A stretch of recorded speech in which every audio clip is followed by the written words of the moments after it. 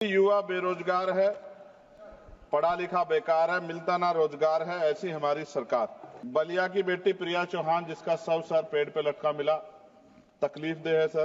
काशी हिंदू विश्वविद्यालय में पीएचडी के प्रवेश परीक्षा शिवम सोनकर को के साथ न्याय नहीं हो रहा है सर। संत कबीर नगर में राजभर समाज के घर जला दिए गए। मथुरा में होली पर दलितों पे हमला हुआ और जेल भी वही गए। गोरखपुर में एक 13 साल के लड़के को मार दिया, आज उसके परिवार से बात हुई, उसकी मां तड़प रही थी सर। और बिहार में मौलाना फिरोज को पुलिस ने पीटा। लगातार रुपए कीमत गिर रहे, जो चिंता का विषय, ये हम प्रधानमंत्री जी के मुंह सुनते थे जब वो मुख्यमंत्री हुआ करते थे। एक इंपॉर्टेंट ये है मैं पढ़ने के लिए, 8 साल की बच्ची 3.5 लाख में 3 साल की लीज पर दी गई, हर दिन में 5 से 10 बार दुष्कर्म। ये झालावाड़ राजस्थान की है। फाइनेंस बिल 2025 पे आपने मुझे मेरी बात रखने का मौका दिया। सभापति जी, युवा बेरोजगार है, पढ़ा लिखा बेकार है, मिलता ना रोजगार है, ऐसी हमारी सरकार। सर, मैं अपनी बात को शुरू करते हुए, मेरे मन में कुछ पीड़ाएं हैं, वो आपके सामने क्योंकि चेयर से ही कह सकते हैं सर। बलिया की बेटी प्रिया चौहान जिसका शव सर पेड़ पे लटका मिला, तकलीफ दे है सर। काशी हिंदू विश्वविद्यालय में पीएचडी के प्रवेश परीक्षा शिवम सोनकर को के साथ न्याय नहीं हो रहा है सर। वो प्रवेश परीक्षा के लिए आंदोलन कर रहा है। संत कबीर नगर में राजभर समाज के घर जला दिए गए। मथुरा में होली पर दलितों पे हमला हुआ और जेल भी वही गए।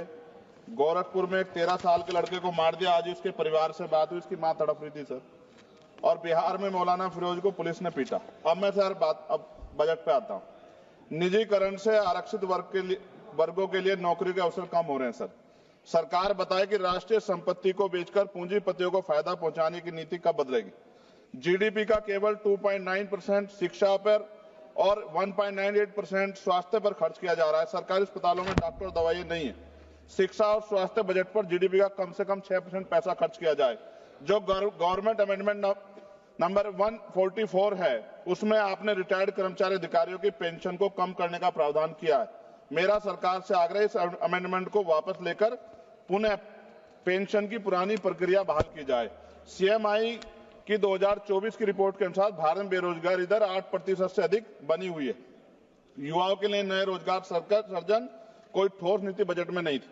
केंद्रीय बजट 2025 मनरेगा तथा आवंटन 86,000 करोड़ रुपए पर अपरिवर्तित कार्यक्रम 9,754 करोड़ रुपए के घाटे पर चलने के बावजूद 2025-26 के बजट में धन आवंटन में कोई बढ़ोतरी नहीं की गई, जबकि मनरेगा ग्रामीण रोजगार में महत्वपूर्ण भूमिका निभाता है। लगातार रुपए कीमत गिर रहे, जो चिंता का विषय, ये हम प्रधानमंत्री जी के मुंह सुनते थे जब वो मुख्यमंत्री हुआ करते थे। प्राय देखने में आता है किसान अपने ऋण के कारण आत्महत्या कर रहे हैं और सरकार उनके ऋण माफ नहीं कर रही, जबकि दूसरे बड़े उद्योगपति और कंपनियों का ऋण माफ किया जा रहा है। यह निंदनीय है। सरकार को किसानों की ओर ध्यान देना चाहिए, उनका ऋण माफ करना चाहिए।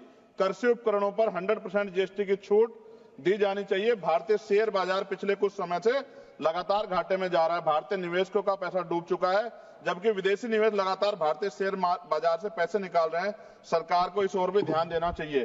कोई भी कर्मचारी अपने कुल वेतन पर वर्ष के अंत में टैक्स चुकाता है, परंतु उसके बाद भी खरीदी गई वस्तु पर कर देना पड़ता है। इस प्रकार के दोहरे कराधान से उसकी आर्थिक अक्षति होती है।